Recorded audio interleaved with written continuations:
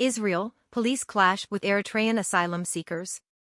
Dozens of people have been injured, including some from live gunfire, during clashes between Eritrean asylum seekers and Israeli police in Tel Aviv. Stun grenades, tear gas and sponge-tipped bullets were used against hundreds of protesters. The unrest was sparked after activists opposed to the Eritrean government said they asked Israeli authorities to cancel an embassy event on Saturday. But protesters also clashed with supporters of the Eritrean regime.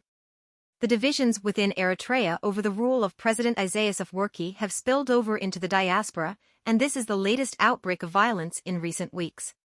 According to Israeli news reports, the demonstrators marched towards a venue where the event was due to take place. They were initially held back by police barricades but later managed to break through them. Residents said the streets of central Tel Aviv sounded like a war zone as police helicopters buzzed overhead and Israeli officers fired live rounds into the air. Protesters fought with police, damaged cars, and smashed the windows of nearby businesses. A statement by Israeli police said that officers used their guns as they felt their lives were in danger. Photos from inside the hall that had been hired by Eritrean diplomats for the event showed tables and chairs overturned after angry demonstrators broke in. Videos shared on social media also showed street battles between Eritreans who support the regime in their home country and those who oppose it. Israeli police said they tried to separate the two sides. In a message put out on X, previously known as Twitter, the police asked uninvolved members of the public to stay away from the scene. Earlier this week, police said at a news conference that different Eritrean factions had agreed to rally in two separate locations this Saturday. Supporters of the government in Asmara were supposed to meet close to the embassy venue. Opponents were due to protest at the old central bus station, which is a short distance away.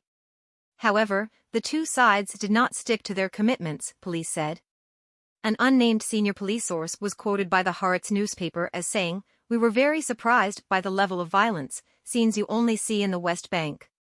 Hundreds of officers have since been deployed in the area, according to the police. In the middle of the afternoon, the Magen David Adom Emergency Medical Service said it had treated 114 wounded people. Most had minor injuries, including 30 police officers, most of whom were badly bruised. 8 were in a serious condition and 13 in a moderate condition.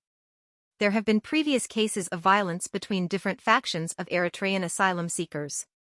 In 2019, one asylum seeker who was a regime supporter was fatally stabbed in South Tel Aviv amid a turf war between those for and against the Eritrean government in poorer neighborhoods where many people from the community live. It is estimated that there are about 18,000 asylum seekers from Eritrea in Israel, most of whom arrived illegally years ago by crossing Egypt's Sinai Peninsula. They said they fled danger, persecution, and compulsory military conscription in one of the world's most repressive countries. Although Eritreans supporting the regime would not appear to be in need of international protection as refugees, the authorities in Israel have not made differentiations between asylum seekers based on their political affiliations, according to local media. As Eritrea marks 30 years of independence from Ethiopia, festivals have been held by its diaspora. But as well as Israel, some in Europe and North America have been marred by protests and outbreaks of violence. Last month, a 3-day Eritrean cultural festival in Toronto, Canada was cancelled after supporters and opponents of Eritrea's regime clashed. If you like our content, please leave a comment below.